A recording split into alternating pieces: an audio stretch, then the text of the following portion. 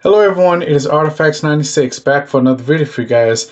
And yes, today we will be reacting to Vice News' far right symbol video. So I really want to do this video because I think it's important to show how the simplest of things can be corrupted by people with their ridiculous, crazy, stupid causes. Notice how I'm not cussing right now because I'm trying my best not to cuss in the first 30 seconds of the video because of YouTube algorithm type of stuff. And I noticed that in a lot of my videos where I refrain from cussing at least like the first minute or so, it does well. So I'm going to try to do that. But we will be reacting to Vice. Let me get my headphones right up there.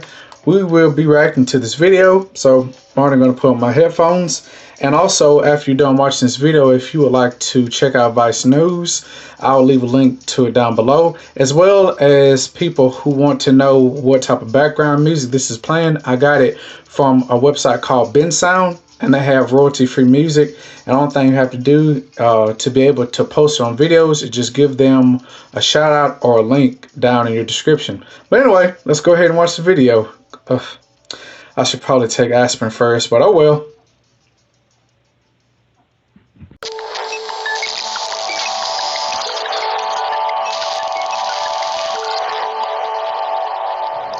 I got my boys here in the Hawaiian shirts. You know.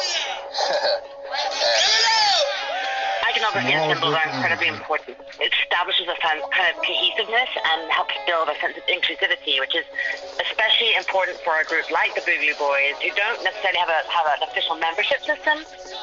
It's just a way of it's kind of like a wink and a nod at protest. It's like an in-joke, essentially. The name is a reference to the 1984 movie Breakin' 2: Electric Boogaloo. In 2012, dudes on 4chan who were really looking forward to a second Civil War started calling it Civil War 2: Electric Boogaloo.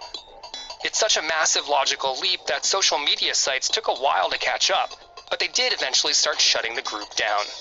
To avoid social media crackdowns, they started switching up their terms. So in place of Boogaloo, they used home phones like Big Igloo or Big Luau, just so that they could kind of continue recruiting and operating on social media without getting detected. And then the Luau is what inspired the Hawaiian shirt, which is one of their get-ups that they're most known for. So, for example, at one point they called themselves the Alphabet Boys, which is a reference to federal agencies like DHS and FBI and ATF, because they would also be fetishizing violence against federal law enforcement officers or police officers. And then the Alphabet Boys reference was sometimes presented in the form of like a Campbell's soup can with Alphabet Boys written somewhere on it. It's all about staying one step ahead of reporters, social media monitors, and law enforcement. And Boogaloos aren't the only extremists constantly reinventing their brand. The Proud Boys also have their trademark uniform. They became best known for their black and gold Fred Perry shirt that they co-opted. I think in the last year they've definitely militarized their look. So often they're wearing black and gold, but kind of with tactical gear on top of it. The other things that they are pause for a second. This is what I mean. Also, I don't think I may have mentioned this before on this channel, but of these people wearing tactical gear and things of that nature, if you're just why would you need tactical gear just to protest? What are you about to be up to? Are you going to fuck up some shit? Obviously, because why else would you need tactical gear? Why would you need a bulletproof vest just to protest? This is something that people have always known, that if you see anybody so-called gonna quote-unquote protest with some guns and some fucking riot gear, just know that they're up to no good. Anyway, let me play it. Incorporating into their symbolism and language. One of them is FAFO, which you see on their signs, their t-shirts, or hats, which means fuck around and find out. That's one of their slogans. They also use so fucking edgelordish.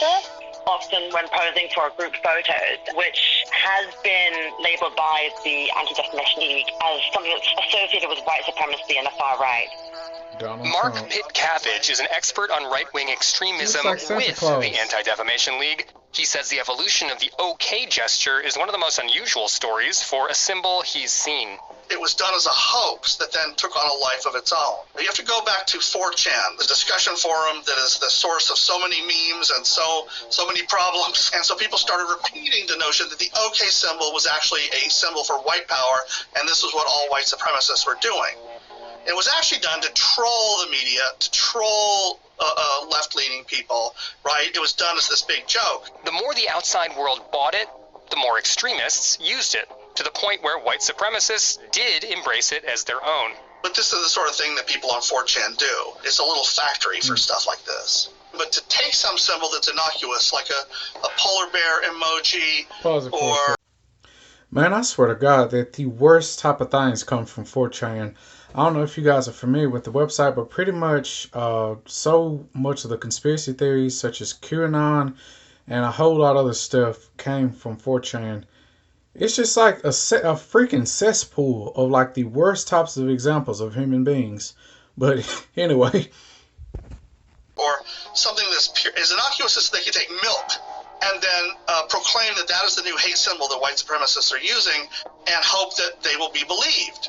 This type of trolling isn't just dumb and annoying, it makes it much harder to identify who is a real dangerous threat as opposed to someone trying to bait the libs. This online ecosystem also makes it easier to design and spread new symbols fast. Just since the attack on the Capitol, groups have already created new symbols to push out.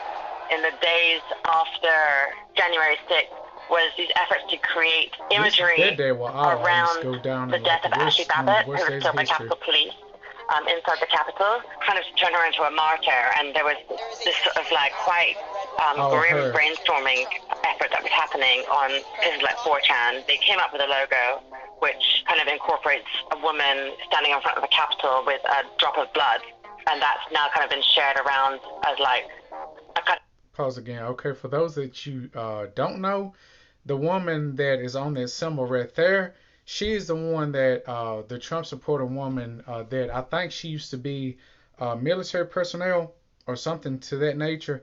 She ended up being killed in the Capitol because she was breaking in. And yeah, that's the one who died. And I guess now she's a martyr for their dumbass cause. It's just, Jesus Christ. A martyr of that day, which is, you know, obviously troubling. Very troubling. Considering the fact that she was a very troubled young woman.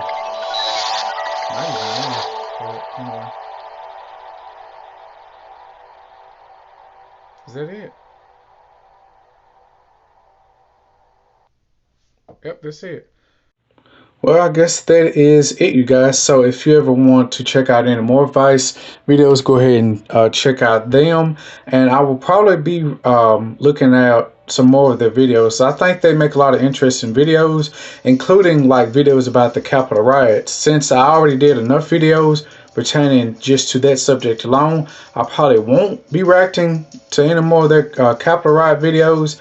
But I will be reacting to some more videos. Only thing you have to do to let me know that you enjoyed this is hit that like button, and also recommend some more videos that you would like me to react to.